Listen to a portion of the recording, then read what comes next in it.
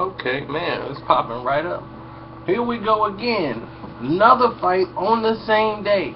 Now this fight's gonna come on at like 1 o'clock in the afternoon, Central, no Eastern time, or Eastern or Central. So from 1 o'clock in the afternoon, then you got 4 o'clock in the afternoon.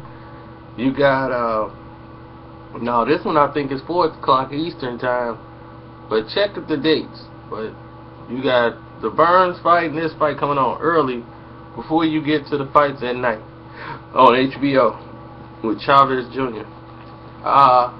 This is Arthur Abram versus Robert Stieglitz, and well, this is the third fight, and I don't see any difference in this fight.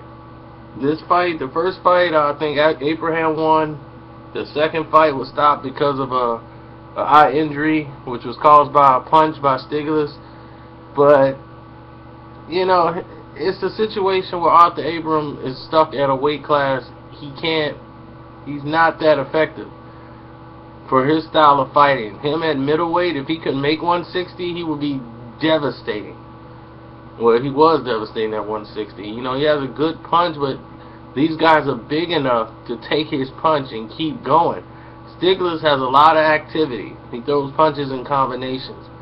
Arthur Abram, you know, he's gonna wrestle. He's gonna throw one big power shot, that big right hand over the top. But they're hip to his game, and they know the feint to get the right hand across, and then his left to the body once he gets inside. But they're hip to that. You got to come with a new move, and he doesn't.